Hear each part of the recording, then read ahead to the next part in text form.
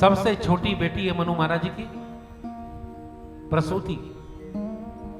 प्रसूति का विवाह दक्ष प्रजापति के साथ में हुआ, जिनकी 16 कन्याएं हुई। 13 कन्याओं का विवाह धर्म के साथ में कर दिया गया। स्वाहा नाम की कन्या को अग्नि नारायण को सुपुर्द कर दिया गया। स्वधा नाम की कन्या को पितृगणों को अर्पण कर दिया गया। और सबसे छोटी बेटी है सती, जिसका विवाह भगवान शिव के साथ में हुआ।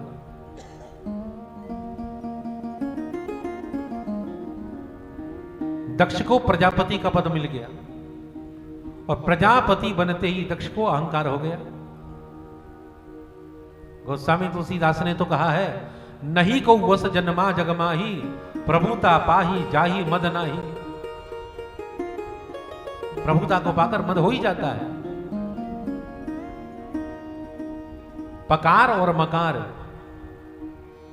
एक ही वर्ग के अक्षर हैं, इसलिए पद को पाकर मद हो जाना स्वाभाविक सी बात है। मद हो गया, अहंकार हुआ दक्ष को। एक दिन देव सभा हुई। देव सभा में जानबूझकर दक्ष देर से पहुंचे। वो सोचने लगे, यदि मैं पहले पहुंच गया तो आने वालों का स्वागत मुझे करना पड़ेगा, और देर से पहुंचा तो जो पहले पहुंच चुके हैं वो मेरा स्वागत करेंगे। देर से पहुंचे दक्ष, और जिस स्वागत की अपेक्षा लेकर गए थे वैसा ही हुआ। सारे देवताओं ने खड़े होकर दक्ष का अभिनंदन किया, स्वागत किया। दक्ष चारों तरफ देख रहे हैं, प्रसन्न हो रहे हैं। लेकिन 3 व्यक्ति ऐसे थे जो खड़े नहीं हुए, बैठे रहे। ये हैं ब्रह्मा विष्णु महेश। हजारों व्यक्तियों ने खड़े होकर स्वागत किया, उस स्वागत को तो भूल गया दक्ष। लेकिन 3 व्यक्ति खड़े नहीं हुए सम्मान में, उसको ही अपना अपमान समझ लिया और कहना शुरू कर दिया दक्ष ने, अरे ब्रह्मा जी हमारे स्वागत में खड़े नहीं हुए, कोई बात नहीं, हमारे पिताजी हैं। यानी ये चाहता है कि पिताजी भी खड़े हों स्वागत में। भगवान विष्णु खड़े नहीं हुए, कोई बात नहीं, हमारे दादाजी हैं। लेकिन शिव तो हमारा दामाद है, और दामाद बेटे जैसा होता है। ये हमारे स्वागत में खड़ा नहीं हुआ। हम अभी तत्काल शिव को बहिष्कृत करते हैं, देवसभा से निष्कासन किया जाता है शिव का। आज के बाद में देवसभा में किसी भी कार्यक्रम में शिव को आमंत्रित नहीं किया जाएगा।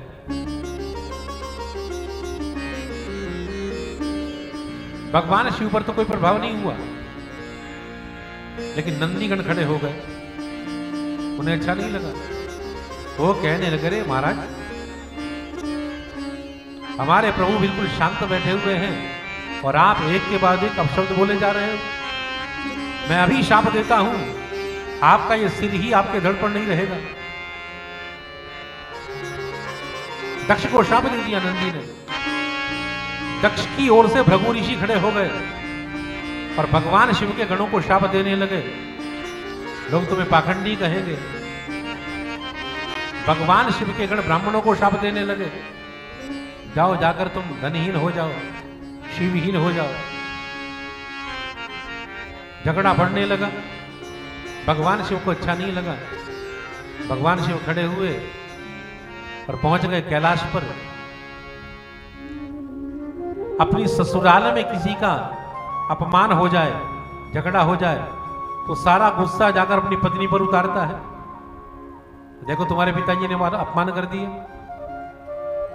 लेकिन भगवान शिव ने एक बार भी जाकर सती को नहीं बताया कि तुम्हारे पिताजी ने हमारा बहिष्कार कर दिया। कैलाश पर गए और भगवान का ध्यान करने लगे। समाधि लग गई भगवान शिव को।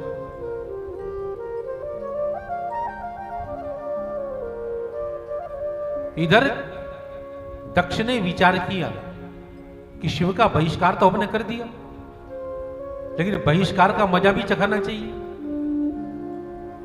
भगवान शिव को नीचा दिखाने के लिए जानबूझकर दक्ष प्रजापति ने यज्ञ का आयोजन किया। बृहस्पति सब नाम का यज्ञ, सबको आमंत्रित किया गया, भगवान शिव को निमंत्रित नहीं किया।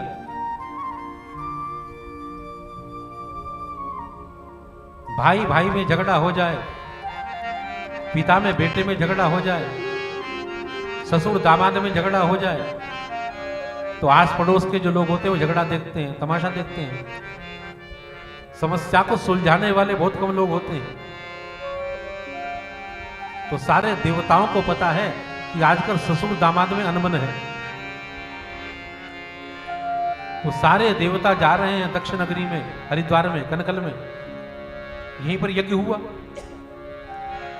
तो कनकल में जाने के रास्ते तो बहुत हैं, लेकिन जानबूझकर हर देवता कैलाश पर्वत के ऊपर से जा रहा है। अपने अपने विमान को सजाया हुआ है।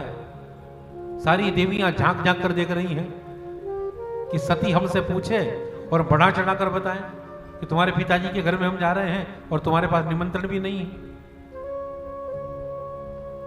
सती भी देख रही है, इतने सारे विमान जा रहे हैं, सजे हुए हैं, देवियां बड़ी सजी संवरी बैठी हैं, लग रहा है कि कहीं पर कोई विशेष आयोजन है। सती ने पूछ ही लिया एक देवी से, वे देवियों तुम कहां जा रहे हो? अब देवियां तो चाहती थी सती हम पूछे हमसे और हम बताएं। देवियां कहने लगे, रे सती, हमें तो तुम्हें यहां पर देखकर आश्चर्य हो रहा है। तुम्हारे पिताजी के घर में इतना बड़ा यज्ञ हो रहा है, सबको बुलाया गया है, हम वहीं जा रहे हैं और तुम अपने कैलाश पर बैठी हुई हो। धक्का लगा सती को, मेरे पिताजी के घर में यज्ञ और मेरे पास कोई समाचार भी नहीं, कोई सूचना भी नहीं। दौड़ी हुई गई सती भगवान शिव के पास में और जाकर कहने लगी, महादेव जल्दी से चलिए। बोले कहां? कहा कि मेरे मायके में, मेरे पिताजी के घर में यज्ञ है। भगवान शिव कहने लगे, देवी वहां से निमंत्रण आया है क्या? सती कहने लगी, नहीं महाराज, निमंत्रण तो नहीं आया, हो सकता है कि भूल गए हो, या निमंत्रण लेकर कोई आया हो, तो हम तो अगस्त ऋषि के आश्रम में गए थे कथा सुनने के लिए। आज पहली बार शिव ने बताया सती से, सती देखो तुम्हारे पिताजी ने हमारा बहिष्कार कर दिया था, क्योंकि हमारी वजह से तुम्हारे पिताजी का अपमान हो गया था। भगवान शिव का विनय देखिए, ये नहीं कहा कि हमारा अपमान तुम्हारे पिताजी ने किया, हमारी वजह से तुम्हारे पिताजी का अपमान हुआ और तुम्हारे पिताजी ने हमारा बहिष्कार कर दिया, इसलिए उन्होंने बिसरा दिया, नहीं बुलाया।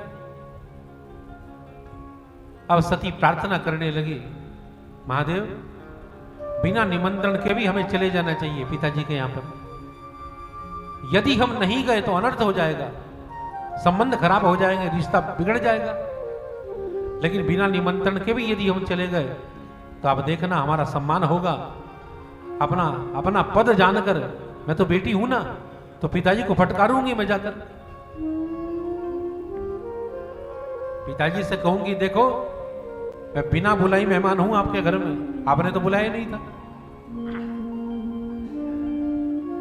भगवान शिव कहने लगे, नहीं सती देखो वहां जाने से कल्याण नहीं होगा। अंत में सती कहने लगी, प्रभु आपको नहीं जाना है मत जाओ, झगड़ा आपका है और मेरे पिताजी का है, लेकिन मेरा तो मेरे पिताजी से कोई झगड़ा नहीं, कम से कम आप मुझे तो आज्ञा दे दो। भगवान शिव ने कह दिया, नहीं सती तुम्हें भी वहां नहीं जाना चाहिए, वहां जाने से मंगल नहीं होगा। अब सती को क्रोध आ गया, सती कहने लगी, महादेव अब आप कहें या न कहें, आज्ञा दें या न दें, लेकिन मैं तो पिताजी के घर में जरूर जाऊंगी। अकेली चल पड़ी सती। भगवान शिव ने देखा सती नहीं मानेगी, अपने कुछ गण साथ में भेज दिए, जाओ सती को पहुंचा करा।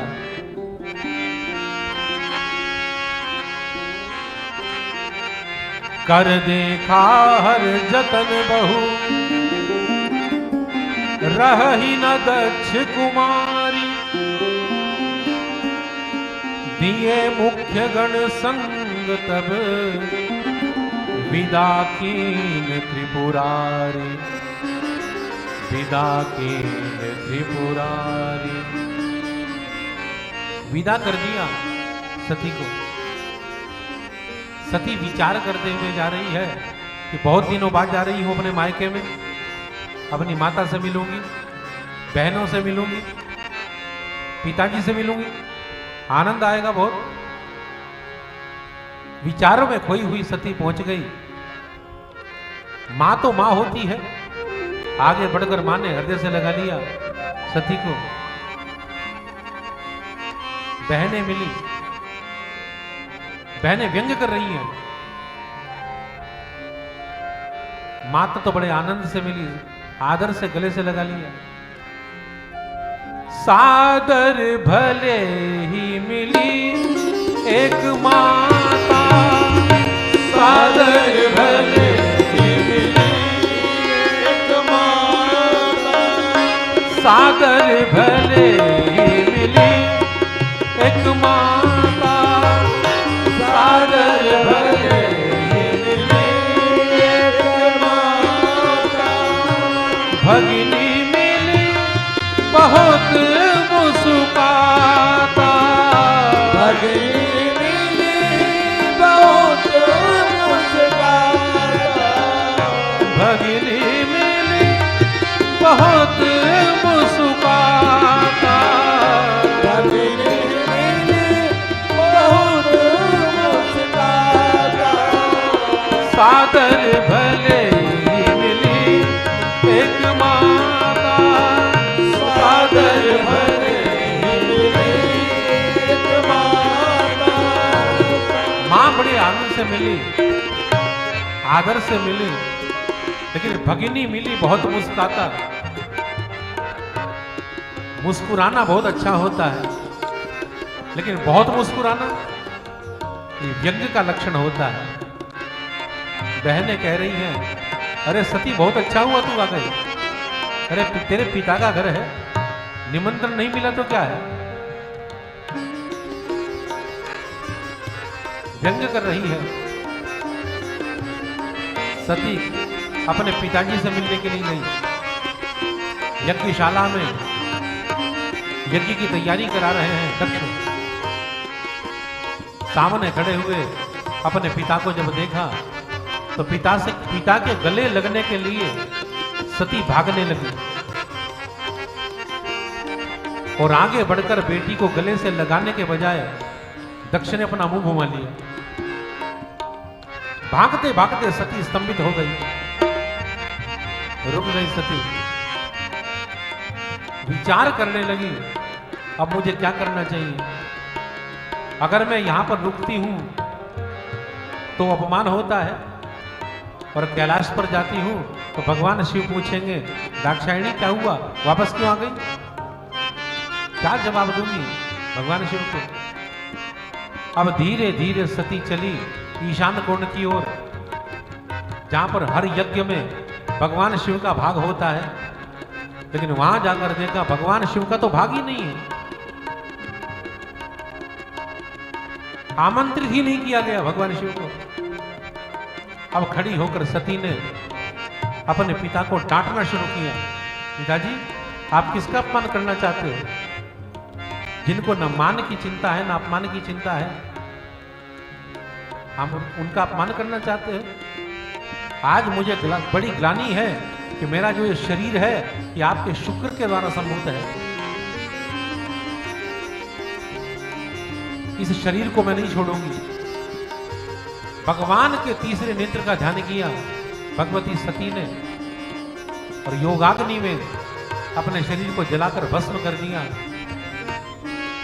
लेकिन मरते मरते जलते जलते सती ने भगवान नारायण से एक वरदान मांगा, हे हरि मैं कहीं भी जाऊं, कोई जन्म मुझे मिले, लेकिन हर जन्म में मुझे भगवान शिव ही प्राप्त हो। सती मरत हरि सन बर मांगा, सती मरत हरि सन बर मांगा, हरि सन बर मांगा, सती मरत हरि सन बर मांगा। जन्म जन्म शिव पद अनुरागा, जन्म जन्म शिव पद अनुरागा। जन्म जन्म शिव पद अनुरागा, जन्म जन्म शिव पद अनुरागा। सती मरत हरि सन बर मांगा, सती मरत हरि सन बर मांगा। सती मरत हरि सन हरि सन हरि सन बर मांगा,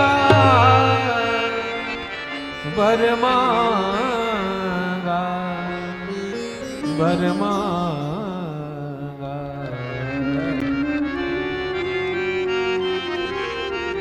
जन्म जन्मांतर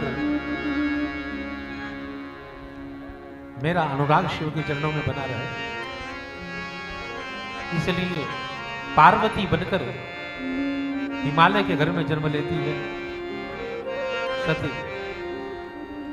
हिमालय मैना बड़े आनंदित हैं पार्वती के आने से अपने घर में, और इधर